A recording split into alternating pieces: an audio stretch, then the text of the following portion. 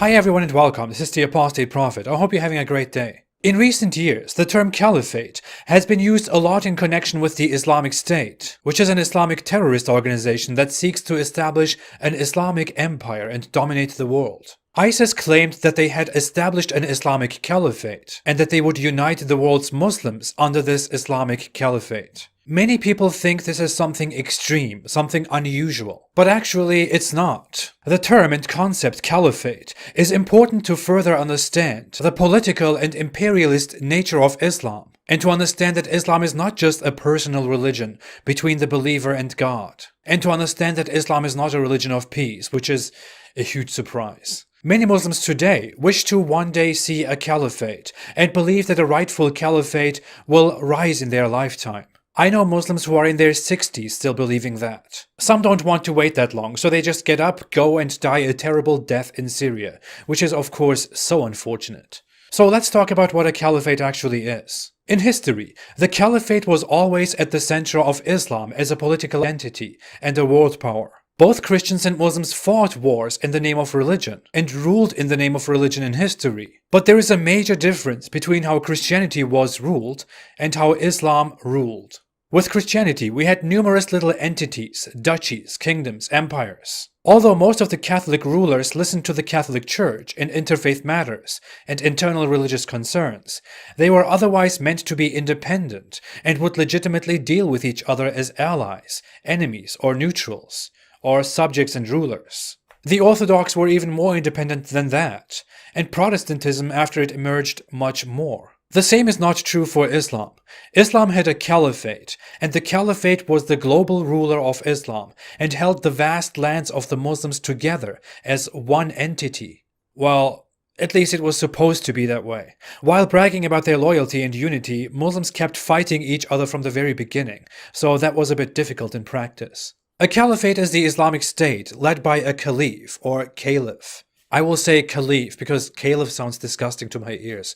I'm sorry. The caliph is not only the head of the state, he is considered the head of the religion, the political leader, and the commander of the Muslim armies. The leader of the entire ummah, the Muslim community. He is the head of the religion, the state, the military, and everything. This is why Christian lands looked like this, while Islamic empires looked like this. The head of the religion is the head of the Islamic empire, which is supposed to be one nation, one entity. It was this caliph's duty to glorify Islam and uphold the laws of Islam, to rule with Islam over all Muslims, and to expand Islam by the sword to the world. With this system, Islamic caliphates kept conquering and conquering throughout the 1400 years. It was the goal of the caliphate to keep going in conquest until the entire world submitted to Allah and united under one rule. Islam is globalist, but definitely not in an inclusive and progressive way. The Muslim community, Muslims, are called the Ummah. Ummah means something like nation, community. Muslims are supposed to be one nation, united by their religion, and the caliphate is supposed to rule over all of them. That is how Muhammad did it, and that is how the caliphates in history did it. Caliph or Khalifa, which is the Arabic word Khalifa, which has nothing to do with porn, so please YouTube ignore this, stands for successor. In Islamic history, it has been used as successor of Allah's messenger, or just successor appointed by Allah of Allah's message. This is based on Quran chapter 24 verse 55, which reads, Allah has promised those of you who believe and do righteous deeds that He will surely make you successors in the land, just as He granted it to those before them, and that He will surely establish for them their religion, which He has preferred for them, and that He will give them safety after their fear. They worship Me and associate nothing with Me, but whoever disbelieves after that, those are the transgressors. From this verse, Muslims understood that rulers should rule on the earth, appointed by Allah for Allah, and that complete obedience to their rule is required. Muhammad led by example, since he ruled over the people and was the head of the people and the head of the religion, and the commander of the armies. Those caliphs who took over after he died were the successors of his empty position. According to Muhammad, Muslims were to show complete obedience to their ruler, whether they like it or not, except if they are ordered to commit a sin, an act contrary to the teachings of Islam. Historically, it is therefore ruled in all Muslim schools that Muslims must have a caliph and that everybody must obey the caliph. Rejecting the caliph and disobeying him is an act of rebellion. Shia Muslims have a different system with imams, but that's an entirely different topic.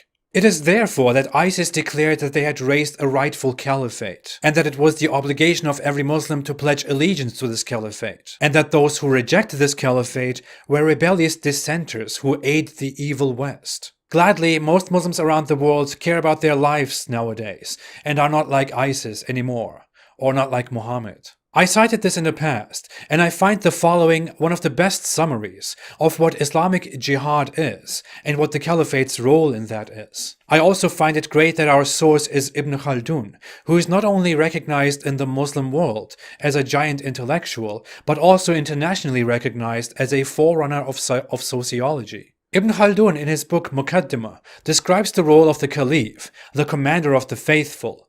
He compares the system to that of the Catholics, Orthodox, and Jews, and points out that Islam is distinct in its expansionism.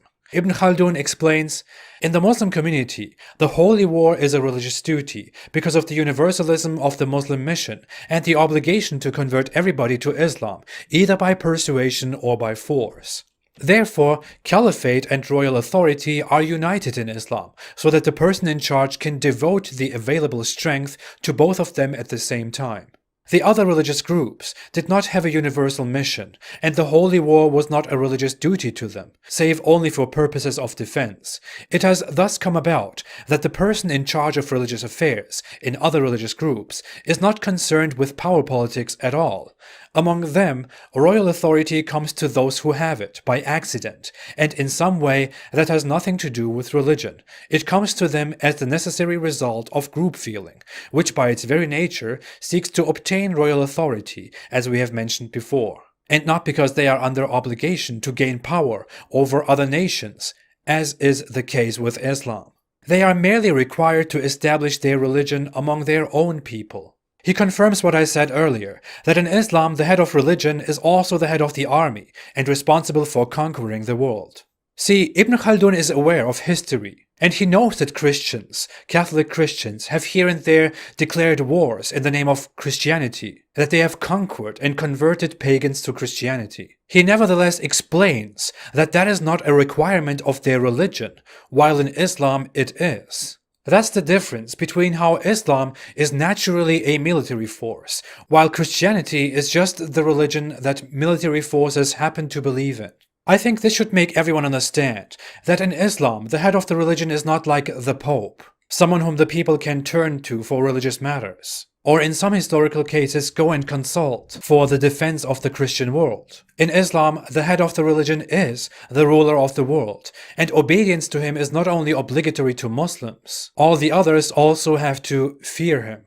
Therefore, when you hear religious Muslims say that the Islamic world needs to unite again, and that a caliphate will hopefully rise again, this shouldn't be taken lightly, because this is not a plea for peace and hope. It is a wish to dominate, to overthrow, to rule, to spread, to be powerful. And that is no accident. In Islam, toward the end of the world, Muslims are supposed to fight the world. More to that quite soon. Muhammad, who started all of this as a peaceful religion, established Islam as a religion of war and conquest after he seized more and more power. In front of the Islamic world, there were the Christian Roman Empire and the Zoroastrian Persian Empire. He wanted to raise the Islamic Arab Empire, and he did. Islam spread into Europe by war, and that was no accident. That was not a strict interpretation of Islam, not an extreme version of Islam. That was Islam. Oh, to the history of the Caliphate. At some point, the Turkish Ottomans took it and led it for several centuries, until a certain Turkish man came, thought that Islamic rule was very backward, and abolished the primitive Caliphate system, gladly. I will definitely come to how and why that happened. Maybe that should be the next topic. For now, thanks for watching. If you like this video, don't forget to like, to subscribe, and to share. Thank you all so much for your help. I'll be back very soon. Until then, have a great day and stay away from Islam.